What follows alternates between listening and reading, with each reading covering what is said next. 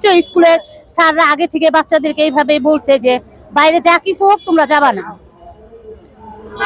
আমাদের একটাই দাবি যে যে বাচ্চাগুলো এখন মারা গেছে এই বাচ্চাগুলো আগামীতে যাতে আর কোনো বাচ্চা এভাবে না ঝরে পড়ে সেই দিকে সবারই খেয়াল রাখতে হবে। কিন্তু আজকে এই জিনিসটা আমি দেখলাম এখানে এসে যে একজন শিক্ষক এবং একজন গার্জিয়ান একজন স্টুডেন্ট কেন বাইরে আসলো না, কেন আমাদের সাথে শামিল হলো না।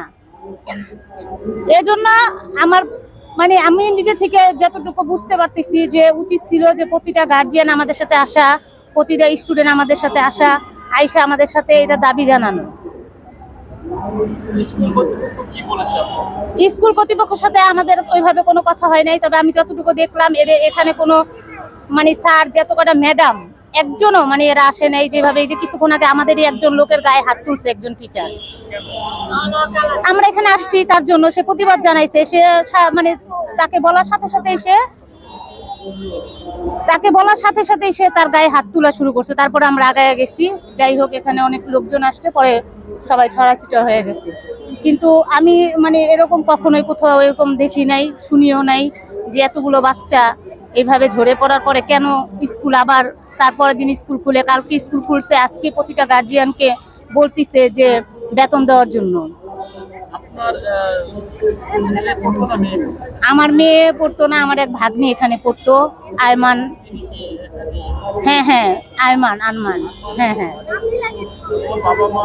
হ্যাঁ ওর বাবা আসছে, মা আসছে, ওর বাবা আসছে, ফুপি আসছে, কত বোন টোন সবাই আসছে। পেশা ঠিক এটা করছে এখানে টিচাররা কোচিং করার সময় ও যে ওর স্কুল ছুটি হয়ে গেছিল, টিফিন টাইম ছিল, ও ক্লাসে এখানে কোচিং ছিল, ও ওই কোচিং এ যখন খাবার খাইতে গেছে তখন এই দুর্ঘটনাটা ঘটে। যদি এইভাবে কোচিংটা না করাইতো তাহলে তো বাচ্চা বাড়িতে চলে যেত। হ্যাঁ কোচিং এর জন্য এটা স্কুলের টিচাররা এটা একটা চাপ সৃষ্টি করে বাচ্চাদের উপরে। অনেকের আছে এই ধরনের সামর্থ্য থাকে না, কিন্তু তারপরেও দেখা যায় যে কোচিংটা করতে হয়। এই কোচিংটা বন্ধ করা উচিত, স্কুল কোচিংটা বন্ধ করা উচিত। হ্যাঁ অবশ্যই এটা আমার দাবি যে স্কুলে যাতে এইভাবে কোচিং না হয়। প্রতিটা বাচ্চায় আমরা বাসায় টিচার রেখা পড়াই, স্কুলে পড়ানোর কোনো প্রয়োজন নাই। যদি এই বাচ্চাগুলো চলে যেত তাহলে এই দুর্ঘটনাটা হতো না এইভাবে। হ্যাঁ এখানে স্কুল দুর্ঘটনা মানে যে যখন দুর্ঘটনাটা হয়েছে তখন ওদের ছুটি হয়ে গেছে বাচ্চাগুলো।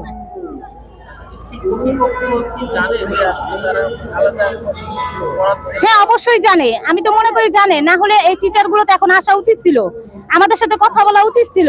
তারা কারো বাড়িতেই যায় নাই, কারোর সাথে যোগাযোগ করে না। এদেরকে উচিত ছিল না যে আমরা এদের বাড়িতে যাই। এই যে সন্তানগুলো মারা গেছে তাদের গার্জিয়ানদের কি অবস্থা এখন, এটা কি তাদের উচিত ছিল না?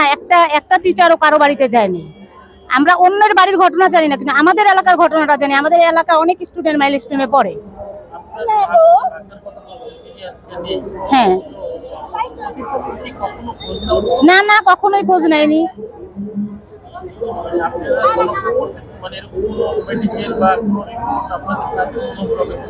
না আমাদের সাথে কোনো যোগাযোগ করেনি। হ্যাঁ আমরা তো আজকে নিজে স্বয়ং এখানে আইসা দেখলাম যে মানে এদের তো কোনো ইচ্ছাই নেই আমাদের সাথে কথা বলার।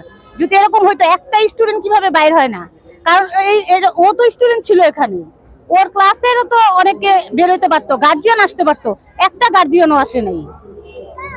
আমরা তো এখানে সেই সকালে 7টা বাজে এখানে আসছি, একটা গার্জিয়ান কি পারতো না আমাদের সাথে আসে কথা বলার জন্য?